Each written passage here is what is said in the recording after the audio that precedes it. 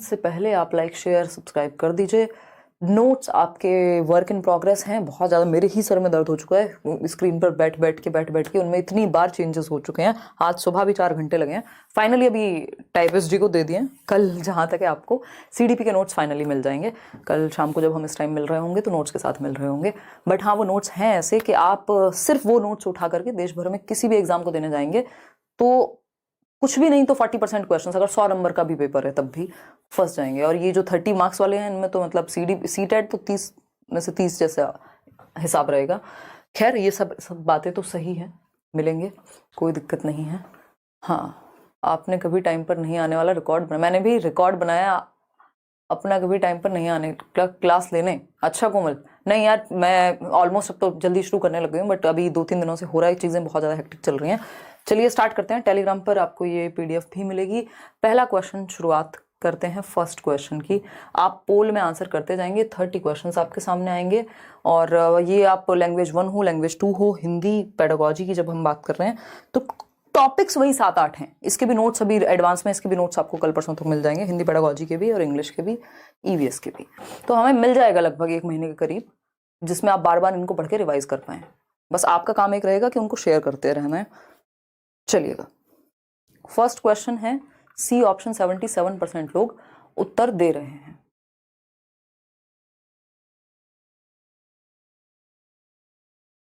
कर दो target queen. अगर किसी किताब में आपको लग रहा है बहुत ज़्यादा डिफरेंसेस आ रहे हैं आंसर की में या कुछ गड़बड़ है, रिटर्न कर सकते हो, कर दो, है ना। बाकी मैं ये उन लोगों तक पहुंचा दूंगी क्योंकि मेरी बात होती है, तो पब्लिशर्स तक अगर इस तरह का फीडबैक है तो देखिएगा। क्वेश्चन नंबर 1 देखिए। डैश के अनुसार मनुष्य भाषा अर्जन यंत्र के साथ जन्म लेते हैं, उन्हें भाषा सीखने में सहायता करता है। यानी भाषा अर्जन यंत्र के साथ मनुष्य जन्म ले रहे हैं। इस भाषा अर्जन यंत्र के साथ जन्म लेना यानी मनुष्य में एक भाषा को अर्जित करने का क्या है, यंत्र है, एक साधन है, एक टूल है। और वो जैसे ही दुनिया में आता है, अपने आसपास भाषा देखता है और वो उसको ग्रैब करता है, अपने आप भाषा सीख जाता है। कोई उसको अलग से किताब पढ़ा करके, टीचर बुला करके, माहौल बना करके नहीं, वो एनवायरमेंट में है, खाते पीते बोलना वो शुरू कर देगा। कौन कहता है ये बात? बिल्कुल सही कह रहे हैं। सिर्फ 71% लोग। इतने इससे आसान क्वेश्चन धरती पे नहीं बना है CTET के लिए कि भाषा अर्जन यंत्र किसने दिया है। अगर हमें ये भी नहीं पता, जन्मजात क्षमता होती है मनुष्य में भाषा को अर्जित करने की, ये चॉम्स्की का कथन है, तो दिमाग में बैठा लीजिए, है ना। भाषा अर्जन यंत्र, लैंग्वेज एक्विजिशन डिवाइस जिसको हम कहते हैं, लैंग्वेज एक्विजिशन डिवाइस। अगर हम इतने आसान क्वेश्चंस का भी सही उत्तर नहीं देंगे तो ऐसे कैसे चलेगा दीदी और भैयाओ, बताओ जरा। LAD चॉम्स्की कहते हैं मनुष्य में जन्मजात आंतरिक क्षमता के साथ मनुष्य जो है जन्म लेता है भाषा को एक्वायर करने के लिए। अर्जन और अधिगम 2 अलग चीजें हैं।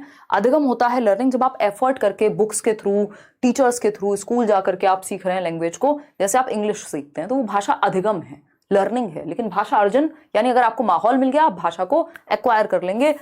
एक्विजिशन की आप में क्षमता है, अर्जन की आप में क्षमता है और जन्मजात क्षमता है। और ये जो आपका भाषा अर्जन यंत्र है, ये सबसे ज्यादा जो प्रभावी होता है वो आपके जीवन के शुरुआती 5 साल तक होगा, यानी अर्ली चाइल्डहुड, पूर्व बाल्यावस्था तक ये बहुत ज्यादा प्रभावी रहेगा। इसीलिए आप देखते हैं छोटे बच्चे को, मान लीजिए आप हैं 30 साल के और आपका बच्चा है कितना, 3 साल का या 4 साल का।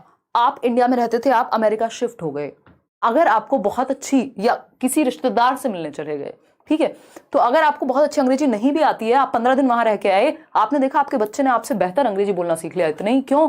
क्योंकि उसका जो ये LAD है, भाषा अर्जन यंत्र है, ये बहुत स्ट्रांग है, पूर्व बाल्यावस्था में बहुत तेजी से ग्रैब कर पाएगा। इसलिए क्रिटिकल पीरियड कहते हैं इसको, है ना, संवेदनशील पीरियड कहते हैं भाषा सीखने के लिए। दीपक शर्मा जी, ठीक है, Chomsky is the right answer. आगे बढ़ेंगे। क्वेश्चन नंबर 2 देखिएगा, क्या कहता है क्वेश्चन नंबर 2। निम्नलिखित में से कौन सा वाइगोस्की के सामाजिक सांस्कृतिक सिद्धांत से संबंधित नहीं है? जवाब दीजिए। कुछ क्वेश्चन इजी ही आने हैं, मुश्किल क्वेश्चन की संख्या कम ही होती है। लेकिन पहले जैसे हम प्रीवियस ईयर में देखते थे ऑनलाइन से पहले, तो हिंदी पेडागोजी कंपैरेटिवली इजी थी। अभी जो मुश्किल क्वेश्चन है, मान लीजिए 15 में से 3 क्वेश्चन मुश्किल आ रहे हैं, वो मुश्किल क्वेश्चन नॉर्मल से ज्यादा मुश्किल है। आसान तो वैसे ही है, बाकी के 12 क्वेश्चन तो आसान ही है। तो अगर हम बात करें क्वेश्चन नंबर 2 की, तो 77% लोग डी उत्तर दे रहे हैं। बहुत ही अच्छा लगा ये पढ़ करके कि कौन सा वाइगॉस्की के सामाजिक सांस्कृतिक सिद्धांत से संबंधित नहीं है, संबंधित नहीं है। सामाजिक अंतःक्रिया, वाइगॉस्की को देखते ही 3 चीजें याद आनी चाहिए, SCL, society, culture, language. Society मतलब सामाजिक अंतःक्रिया, ये तो उन्होंने कहा है, उनकी थियोरी का नाम ही सामाजिक सांस्कृतिक सिद्धांत है, तो समाज और संस्कृति को महत्व देंगे। सहायता करना यानी स्कैफोल्डिंग, मचान, बिल्कुल सही है। समीपस्थ विकास का क्षेत्र, अब जिसकी सीडीपी अच्छी है क्या वो इसको आंख बंद करके नहीं सॉल्व कर देगा? बिल्कुल। लेकिन अभी लास्ट क्वेश्चन में इन्होंने पूछा था भाषा अर्जन का यंत्र, ये तो चॉम्स्की ने दिया है ना, बाबा चॉम्स्की दे करके गए हैं ये, ठीक। ये चॉम्स्की कह रहे हैं कि मनुष्य में एक भाषा अधिगम अर्जन यंत्र है जिससे वो नेचुरली भाषा को एक्वायर कर लेगा। हमारे ब्रेन के 2 हेमिस्फेयर हैं, एक लेफ्ट हेमिस्फेयर है, एक राइट हेमिस्फेयर है। राइट हेमिस्फेयर हमारा क्रिएटिविटी से जुड़ा होता है। लैंग्वेज कहाँ होगी? लेफ्ट में पाई जाएगी। यानी एलएडी अगर कहीं दुनिया में एग्जिस्ट करता होगा तो वो लेफ्ट ब्रेन में एग्जिस्ट करता होगा, क्योंकि ये लॉजिक का ब्रेन है। मैथ, साइंस, लैंग्वेज आप लेफ्ट ब्रेन से सीखते हैं, ठीक है। तो भाषा अर्जन यंत्र क्लियर हो गया, डी ऑप्शन। आगे बढ़ेंगे क्वेश्चन नंबर 3 पर, पढ़िएगा, इसको जवाब दीजिएगा। अब ये क्वेश्चन आपको बेसिकली ये डिस्ट्रैक्ट करते हैं। आज भी मैं क्लास में भी वही हम बात कर रहे थे कि क्वेश्चन से ज्यादा कई बार ऑप्शंस मुश्किल होते हैं, और 3 ऑप्शन जो हैं वो डिस्ट्रैक्टर कहलाते हैं। ये बात तो बिल्कुल फैक्ट ही है कि जब क्वेश्चन बनाया जा रहा है साइकोलॉजिकली तो 3 ऑप्शन तो आपको डिस्ट्रैक्ट करने के लिए ही डाले गए हैं ज्यादातर। अगर दोनों ऑप्शन सही नहीं है उस केस में तो वो डिस्ट्रैक्ट करने से बचना है, ऑप्शंस के अकॉर्डिंग आपको आंसर तक पहुंचना है। एक ही है उत्तर तो सही। तो देखते हैं, फटाफट से आप लोग जवाब दीजिए, फिर हम आगे बढ़ेंगे। आप लोग कह रहे हैं बी, 42% लोग। इसमें घबरा गए हैं आप लोग। अब वीडियो रुक रहा है, हमारा ही नेट खराब चल रहा है। नहीं, वीडियो तो यहाँ से मेरे ख्याल में एकदम फर्स्ट क्लास चल रहा है, सही चल रहा है ना शौर्य वीडियो? हाँ, कोई दिक्कत नहीं हो रही है। देखिएगा आप अपने इंटरनेट को एक बार ध्यान से। चले आगे बढ़े। हाँ, बहुत बढ़िया। कई लोगों को बी लग रहा है, कई लोगों को ए लग रहा है। पानी पी के जवाब दे दीजिए, कोई बात नहीं। मैंने तो अभी आज खाना खा लिया है, थोड़ा सा इस चक्कर में भी समय लग गया। और बताइएगा एक बार। बी, 71% लोग। चलिए ठीक है, अच्छा लगा आप लोग मेजॉरिटी में आए। दिए गए कथनों में से उस कथन का चयन कीजिए जो प्रारंभिक साक्षरता को बढ़ावा दे, यानी जो बेसिक लिटरेसी है, कि हमें बेसिक नंबर का ज्ञान हो जाए, थोड़ा भाषा का हम इस्तेमाल करना सीख जाएं, है ना, अपने डे टू डे लाइफ में थोड़ा यूज कर पाएं। ठीक है जी। दिसंबर से जनवरी वाला सारा क्वेश्चन पेपर 2 का सारा सेट टेलीग्राम पे डाल दीजिए। साइट पे नहीं मिल रहा है। नाजिया, आज सीटेट की साइट ने परेशान करके रखा हुआ है। मुझे भी आपको दूसरा सेट कराना था, बट इनकी वो जो प्रीवियस ईयर पेपर डाउनलोड वाला ऑप्शन है वो कुछ गड़बड़ा गया है, मतलब साइट डाउन है, तो डाल देंगे, डोंट वरी। देखिएगा, प्रारंभिक साक्षरता यानी बेसिक लिटरेसी को बढ़ावा देने वाली सर्वश्रेष्ठ रणनीतियां कि बच्चा बेसिकली नॉर्मल लाइफ में लैंग्वेज का प्रयोग करना सीख जाए। पहला ऑप्शन है भाषा विकास के आरंभिक वर्षों में अभिभावकों द्वारा की गई बातचीत, यानी जो उसके एनवायरमेंट में आसपास में बातचीत हो रही है उससे वो प्रारंभिक साक्षरता उसके अंदर आएगी। दुनिया की भी जानेगा, दुनिया को भी थोड़ा बहुत थोड़ा भाषा का प्रयोग कर पाएगा। सही बात है, सुंदर बात है, सस्ती बात है, टिकाऊ बात है, कोई दिक्कत नहीं है। ठीक है जी। अब आता है बी ऑप्शन, बच्चों को कहानियां पढ़कर सुनाना। चलो, बच्चे, माँ बाप कई बार कहानियां सुनाते हैं तो सुनने से भी उनको इमेजिनेशन, कल्पना विकसित हो रही है, श्रवण शक्ति विकसित हो रही है, श्रवण कौशल बेहतर हो रहा है, फिर मौखिक कौशल भी बेहतर होगा। जब वो सुनेंगे तो कल्पनाशीलता तो आएगी ही आएगी, और दुनिया के बारे में भी पता लग रहा है। तो यानी वो बेसिकली क्या कर पाएंगे, क्वेश्चंस पूछेंगे जब वो कहानी सुन रहे होंगे, तो बेसिक लिटरेसी उनमें आएगी। अपने मित्र को, इसको भी सही मान लेते हैं, अपने मित्र को पत्र लिखने के लिए कहना। अब प्रारंभिक साक्षरता, पत्र लिखने के लिए कहना, इतना एडवांस अभी बच्चा नहीं हुआ है। हम तो प्रारंभिक की बात कर रहे हैं कि वो बेसिकली यूज कर ले थोड़ा बहुत। बच्चों को पन्ने पर वाक्य की नकल करने के लिए थोड़े एडवांस हो गए फिर। तो ए और बी ही सही है, यानी आप लोग सही उत्तर दे रहे हैं इतनी देर से। ए तथा B is the right answer. बाकी सी और डी सही नहीं है, तो जिसमें भी सी और डी है वो ऑप्शन अपने आप हट जाएंगे। इसमें भी सी डी है, इसमें भी, तो बाकी के तीनों ऑप्शन तो हट ही जाएंगे। क्वेश्चन नंबर 4 देखिएगा एक बार, क्या कहता है क्वेश्चन नंबर 4। नए शब्दों के अर्थ सिखाने की बजाय संदर्भ में नए शब्दों के अर्थ सिखाना या सीखना। इस संदर्भ को बहुत महत्व देते हैं हम, कि भाई नए शब्द मान लीजिए उनको रटवा रहे हैं हम लिखवा करके, उससे अच्छा है कि जब आप एक कहानी पढ़वा रहे हैं तो उसी संदर्भ में उस शब्द का मतलब क्या है उसको आप समझ जाएं। सही बात है। ग्रामर को, व्याकरण को सिखाने की भी हम कॉन्टेक्स्ट में ही बात करते हैं कि बच्चा क्या है, संदर्भ में सीख ले। ठीक बात है। अक्सर बच्चों को भ्रमित करता है, संदर्भ में सिखाना। हमेशा याद रखिएगा, संदर्भ से पॉजिटिव वर्ड लैंग्वेज डेवलपमेंट के लिए, भाषा विकास के लिए, भाषा शिक्षण शास्त्र के लिए एग्जिस्ट नहीं करता, है ना। तो संदर्भ बहुत ही पॉजिटिव शब्द है पेडागोजी का, तो भ्रमित कैसे करेगा? संदर्भ से तो क्लैरिटी आती है ना भाई। कोई बात आजकल क्या होता है, वीडियो किसी की 2 घंटे का लेक्चर है, 20 सेकंड की क्लिप निकाल के डाल दो, तो क्या होगा? संदर्भ ही मिस, कॉन्टेक्स्ट ही चला गया उस बात से, तो वो भ्रमित करेगा। जब संदर्भ नहीं होगा तो भ्रमित होगा बच्चा, संदर्भ के साथ भ्रमित नहीं होता। बी ऑप्शन है शब्दों की बेहतर समझ में सहायता करना, कह सकते हैं बिल्कुल। रटकर याद करने को प्रोत्साहित करता है, संदर्भ मतलब रियल लाइफ से जोड़ रहे हैं आप, कहीं ना कहीं किसी कॉन्टेक्स्ट से जोड़ रहे हैं, ठीक है। समय की बर्बादी करता है, जी नहीं। कई बार ऐसा लग सकता है कि यार इतनी लंबी कहानी की क्या जरूरत है, टू द पॉइंट बस खत्म करो ना, वो दिमाग में नहीं टिकेगा फिर। शब्दों की बेहतर समझ में सहायता करता है, बहुत जल्दी में रहते हो पोल को लेकर, तो सही है, ये बात सही है कि शब्दों की बेहतर समझ में सहायता करता है, क्योंकि आप उस शब्द का प्रयोग कहां करना है, कैसे किया जाएगा, क्या मतलब होता है वो समझ जाएंगे। ऐसा नहीं है आपने बस रट्टे लगाए हुए हैं वर्ड्स के और वर्ड मीनिंग ही बता पाते हैं, जब यूज करने की बारी आती है तो ना लिख पाते हैं ना बोल पाते हैं ठीक से उन शब्दों को। वैसे आपको बहुत सारे शब्दों की मीनिंग पता है ना। चलिएगा, खैर क्वेश्चन नंबर 5 देखिएगा। डैश पंक्तियों के बीच बीच में से अर्थ समझने के संकेत देता है, यानी पंक्तियों के बीच बीच में से क्या होता है? रीडिंग बिटवीन द लाइन्स, कि कहा क्या जा रहा है, रीडिंग बिटवीन द लाइन्स। किस तरह की रीडिंग से ये चीज को बढ़ावा मिलेगा, बताइएगा एक बार। यानी क्या बात चल रही है उस स्टोरी में, किस तरह के पठन से पता लगेगा। लाइक शेयर करते रहना खुशी खुशी। देखिए, विस्तृत पठन से, सस्वर पठन से, तेज गति से पठन, निर्देशित पठन, बताइएगा। सस्वर होता है लाउड रीडिंग, विस्तृत पठन में तो फिर आपको बीच बीच में से नहीं, वहां तो सब आपको सारा ही पता लग जाएगा फिर, ठीक है ना। तो इसका सही उत्तर निर्देशित पठन जैसा तो गाइडेड की तो यहां बात ही नहीं होगी, तेज गति से पठन है, सी ऑप्शन, ठीक है ना।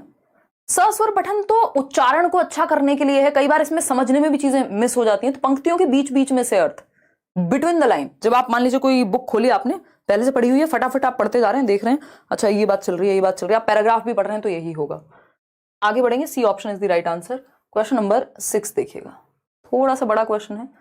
क्वेश्चन नंबर 6 कहता है, एक शिक्षिका भाषाई विकास के आरंभिक वर्षों में प्रतिदिन अपनी कक्षा घेरा समय सर्कल टाइम से शुरू करती है, जहां वह प्रत्येक बच्चों को एक विशेष विषय पर बोलने के अवसर प्रदान करती है। यह एक महत्वपूर्ण रणनीति है। यानी भाषाई विकास के आरंभिक वर्षों में, यानी बच्चों ने जस्ट भाषा सीखना भी शुरू किया, ज्यादा वर्ष नहीं हुए, शुरुआती साल हैं जब वो भाषा को सीख रहे हैं, तो उनको शुरुआती कैसे होती है क्लास की, एक एक करके सब अपनी बात कह रहे हैं। कोई एक विषय दे दिया, अच्छा पॉल्यूशन पे बोलो, किसी और को कह दिया अच्छा अपने फेवरेट प्लांट के बारे में बताओ। तो बच्चे क्या कर रहे हैं, यहाँ अभिव्यक्त कर रहे हैं जो भी उनको उस विषय के बारे में पता है। बात तो सुंदर लग रही है, देखते हैं। पठन कौशल को विकसित करने के लिए महत्वपूर्ण है, पढ़ने की तो यहाँ बात ही नहीं हुई है। अक्षरों की पहचान के लिए पढ़ने की बात ही नहीं हुई है सरकार।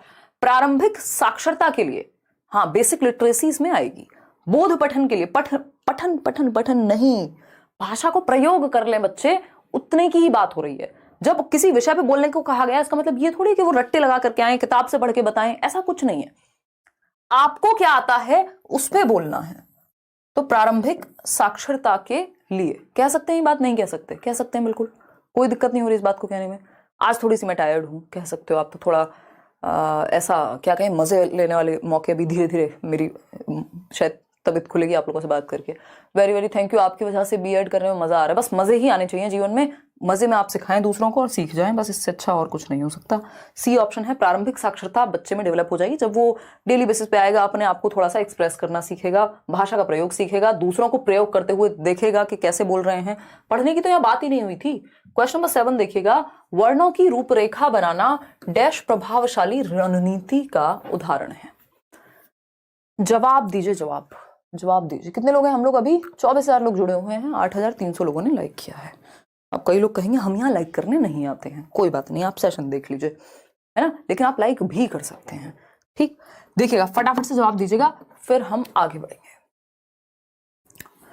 ए ऑप्शन, वर्णों की रूपरेखा बनाना शिक्षार्थियों में शब्द संपदा के संवर्धन के लिए हेल्पफुल है, व्याकरणिक नियमों को सीखने के लिए, पठन सामग्री में व्याकरण को एकत्रित करने के लिए, प्रक्रिया लेखन के लिए। अभी तो आप बेसिक समझ रहे हैं कि कैसे कौन सा वर्ण कहां प्रयोग किया जाता है, तो अभी तो आप शब्द भंडार आपका बेहतर होगा, अगर आप इनको समझ पाएंगे तब जाकर के शब्द की तरफ जाएंगे। अभी पूरा पढ़ना व्याकरण नियम तो बहुत दूर की बातें हैं। तो शिक्षार्थियों में शब्द संपदा के संवर्धन के लिए बेसिकली उनका जो शब्द भंडार है वो बेहतर होगा, यदि आपको आइडिया लग गया है कि कहाँ पे किस वर्ण को, किस अक्षर को प्रयोग किया जाता है किस शब्द के अंदर। A option is the right answer. आगे बढ़ेंगे, क्वेश्चन नंबर 8 देखिएगा क्या कहता है। क्वेश्चन नंबर 8 ये कहता है भाषा अधिगम के डैश सैद्धांतिक दृष्टिकोण से स्पष्ट है कि बच्चे प्रयत्न तथा त्रुटि से भाषा सीखते हैं। त्रुटि एवं प्रयत्न का सिद्धांत, त्रुटि एवं प्रयत्न का सिद्धांत, ये आपके नोट्स में मैंने बहुत ही कम शब्दों में पुट किया है, क्योंकि एक तो ये बहुत जद्दोजहद है कि मैं नहीं चाहती कि वो नोट्स बहुत बड़े हो जाएं, सब कुछ भर दिया जाए उनमें, फिर तो आप किताबें ही पढ़ रहे हैं ऐसे तो क्या फायदा है। तो बहुत काम की चीजें, टू द पॉइंट चीजें आपको मिले, उस चक्कर में मेरे सर में दर्द हो चुका है। बट मजा बहुत आएगा जिस दिन आपको मिलेंगे, वो मतलब कल ही मिल जाएंगे, बहुत अच्छा लगेगा, मतलब आपको मैं पहले से ही सोच पा रही हूँ। देखिएगा बी ऑप्शन है, 44% लोग कह रहे हैं। त्रुटि एवं प्रयास, ट्रायल एंड एरर। याद कीजिए एक व्यक्ति नाम के व्यक्ति थे, सुन रहे हो मेरे को, व्यक्ति नाम के व्यक्ति, क्या कहते थे उन व्यक्ति नाम के व्यक्ति को? थॉर्नडाइक कहते थे कि व्यक्ति प्रयास करता है, त्रुटियां होती हैं, फिर से प्रयास करता है, फिर अधिगम हो जाता है एक टाइम पे। और थॉर्नडाइक क्या है? व्यवहारवादी हैं। त्रुटि एवं प्रयास यानी बिहेवियरिस्टिक बात है, कॉग्निटिविस्ट नहीं है, वो तो दिमाग के प्रयोग की बात करेंगे या थिंकिंग स्किल्स की, रीजनिंग की बात करेंगे। संज्ञानात्मकवादी बार बार प्रयास की आदत डलने की बात सिर्फ व्यवहारवादी करते हैं। सामाजिक सांस्कृतिक में तो फिर आपके वाइगॉस्की आ जाएंगे। तो बी ऑप्शन एकमात्र सही उत्तर यहाँ कहलाएगा। आगे बढ़ेंगे और इनके 3 मुख्य नियम हैं कि बच्चे ने गलती की, फिर से बोला, फिर से ट्राई किया, तो वैसे वो भाषा सीखेगा। तो ये व्यवहारवादी परिप्रेक्ष्य है। क्वेश्चन नंबर 9 है प्रक्रिया आधारित लेखन उपागम के सोपानों के लिए सही क्रम का चयन कीजिए।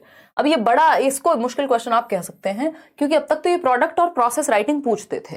प्रोसेस राइटिंग में आप बह रहे हैं, चीजें कुछ किसी बारे में लिख रहे हैं, है ना, किसी थॉट प्रोसेस पे आप एक काम कर रहे हैं, कोई निबंध लिख सकते हैं। प्रमोद कह रहे हैं आपने स्कूलिंग कहाँ से की है, प्लीज रिप्लाई। मैंने गांव से भी की है, फिर बुलंदशहर से की है, फिर दिल्ली से की है, फिर टीचिंग ट्रेनिंग दिल्ली से की है, ग्रेजुएशन यहीं से हुई है, तो अच्छा खासा समय, लगभग 10वीं तक बुलंदशहर। 17 मार्क्स से आए थे हिंदी में, इस बार कम से कम 25 तक आ जाएंगे। अपना पैसेज में भी स्कोर करने की कोशिश करनी है। 15 में से 12-13 यहाँ ले लेने हैं पेडागोजी में, और फिर पैसेज में अच्छे मार्क्स उठाने हैं। देखिएगा वो प्रैक्टिस का तरीका मैं एक वीडियो बना चुकी हूँ, पैसेज को कैसे करना है। इसमें मिक्स्ड आंसर आ रहे हैं। डी ऑप्शन 41% लोग कह रहे हैं समझते हैं। डी का मतलब है कि आप रूपरेखा बनाने से शुरू कर रहे हैं कहानी को, तो उसका मतलब आप रट्टे लगाने की कोशिश कर रहे हैं। ठीक, पहले आप मंथन तो करेंगे कि किस बारे में बात होनी है, लिखने क्या वाले हैं। फर्स्ट स्टेप यहां सी होगा, ई नहीं होगा, उसके बाद आप रूपरेखा बनाएंगे। ठीक, फिर जाकर के एक प्रारूप तैयार करेंगे, किस तरह का स्ट्रक्चर होने वाला है। फिर जाकर के क्या करेंगे, अब जो भी आपने तैयार किया है एक, उसकी पुनरावृत्ति करेंगे, देखेंगे उसमें और क्या कर सकते हैं। फिर क्या करते हैं, फिर प्रूफ रीड करते हैं। सब कुछ हो गया तैयार, वो नोट्स में आपको कितने दिनों से दिखा रही हूँ, बट उनकी प्रूफ रीडिंग इतनी बार हो चुकी है, उनमें इतनी एडिटिंग हो चुकी है, इतनी चीजें हो चुकी हैं। ठीक, तो प्रूफ रीड करेंगे फिर, और फिर लास्ट में जाकर के अंतिम स्वरूप देना कि फाइनली अब प्रूफ रीड हो चुके हैं, फाइनली ये है आपका फाइनल टच। A option. आगे बढ़ेंगे नेक्स्ट क्वेश्चन पे। क्वेश्चन नंबर है 10। ड्रिलिंग यानी दोहराव डैश की एक प्रमुख प्रविधि है, यानी टेक्निक है। ड्रिलिंग किसके अंदर आती है, यानी प्रैक्टिस आप इसको कह लीजिए या रेपिटेशन कह लीजिए, किसके अंदर आएगा। समग्र भाषा उपागम होता है होल लैंग्वेज लर्निंग, यानी आप लैंग्वेज को एक कंप्लीट वे में सीख रहे हैं। जैसे कि स्टोरी के माध्यम से जब आप सीखते हैं तो वो समग्र भाषा उपागम में आता है कि आप सुन भी रहे हैं, इमेजिन भी कर रहे हैं, बोलना भी सीख रहे हैं, बहुत कुछ सीख रहे हैं एक साथ। तो इसमें बार बार दोहराव की जरूरत नहीं होती, तो ये तो हट गया। संप्रेषणात्मक उपागम में सिर्फ आप कम्युनिकेट करते हैं, जरूरी नहीं बार बार आप रिपीट करें चीजों को। कम्युनिकेशनल जो टीचिंग लर्निंग है उसमें CLT जिसको कहते हैं कम्युनिकेटिव लैंग्वेज टीचिंग, तो उसमें आप बच्चों को संप्रेषण करने देते हैं, वो गलत बोल रहे हैं तो बोलने देते हैं। इसमें बार बार दोहराव की, सेम बात को रिपीट करने की। ड्रिल का मतलब ये सेम बात रिपीट कर रहे हैं आप। व्याकरण अनुवाद विधि और खेल विधि, खेल विधि में भी बच्चा एक्टिव होगा। ये थोड़ा मैंने आपको वैसे भी कहा हुआ है, ड्रिल जहां मिले समझ जाओ कि थोड़ा बोरियत वाली बात है ना, बोरिंग बात है। ये बोरिंग बात व्याकरण अनुवाद विधि से जुड़ी हुई है कि जब आप ग्रामर ट्रांसलेशन करते हैं तो आप नियमों का बार बार, आप क्या करते हैं, मान लीजिए ग्रामर का कोई रूल पढ़ा और इंग्लिश का रूल हिंदी में पढ़ रहे हैं और फिर ऐसे ही नाउन पढ़ा तो उसके 50 फिर क्वेश्चन प्रैक्टिस करेंगे। तो ये ग्रामर ट्रांसलेशन में प्रयोग होता है। जो दोहराव है आपका, सी ऑप्शन सही